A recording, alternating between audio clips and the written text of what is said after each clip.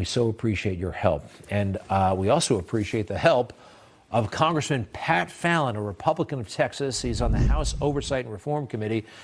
Sir, I understand that you are as concerned about this as we are. First of all, welcome to Newsmax. How are you? No, thanks, Greg, and I appreciate it. And you know what? You are a great American, and you're fighting the good fight. Well, thank you so much, sir. Wow, coming from you, so appreciate that. Look, this business stuff, though, it's complicated. From a congressional standpoint, I feel like they would react to you guys. You know, AT&T doesn't want to take you guys on. Sometimes they do. How do you think this is going to play out? Well, Greg, I sit on the Oversight Committee, and I suspect that this is something that we should actually truly look into and investigate, because as you mentioned, it simply doesn't make any sense, other than the fact that maybe with the woke left, dissent is like kryptonite. They just can't handle it. It makes them weak. And I thought that our country, I thought we were strong because of our diversity.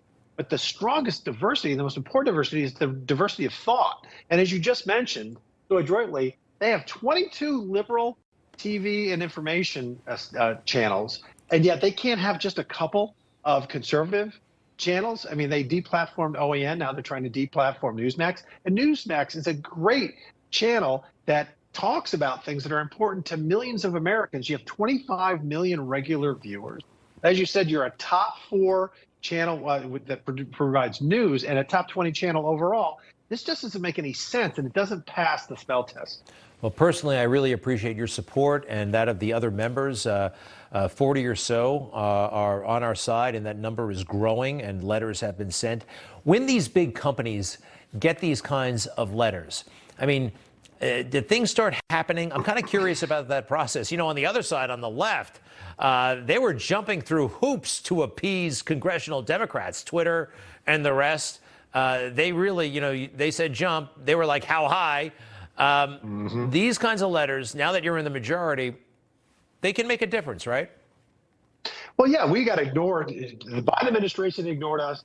The woke left corporations ignored the Republicans for the last 2 years. But now that we have a majority in the House, suddenly they may pay attention, because, you know, corporations like the path of least resistance. But what it doesn't make any financial sense, though, Greg, considering that we're pretty much a 50-50 split country. They should be providing information and providing all news sources to the American public so they can make the maximum amount of money. 2.7 billion could grow to 4 or 5 billion. Why are you trying to really declare, you know, open war on half of America? That doesn't make any sense. You know, I'm worried. Joe Biden said it in his inauguration speech. He wanted a unified America.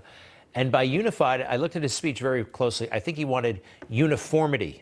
He wanted one approach, and that seems to be the direction that this is going. Sir, I see you served in the Air Force. Tell us a little bit about your time as an officer in the Air Force, please. No, thanks, Greg. You know, it was an honor, of course. I always wanted to serve in the military, and I was able to get a scholarship. I went to the University of Notre Dame and got an ROTC scholarship, and was able to serve at Shepherd Air Force Base in Wichita Falls, Texas. And then, ironically, represented that same base in the Texas Senate. That was a great honor. Ronnie Jackson represents it now in his congressional district. But, you know, when you serve in the military, what it teaches you is there are things that are greater than yourself in this world. God is greater. Your country is greater. And you're a part of something that will be here. It was here before you were born, and it's going to be here after you die. And it's something that also perpetuates the greatness of this country as well. I hope is going to be around. I'm a little nervous lately. Congressman Pat Fallon, we so appreciate a Republican of Texas from the House Oversight and Reform Committee, House Armed Services Committee, many, many more. Thank you, sir, and we'll be right back.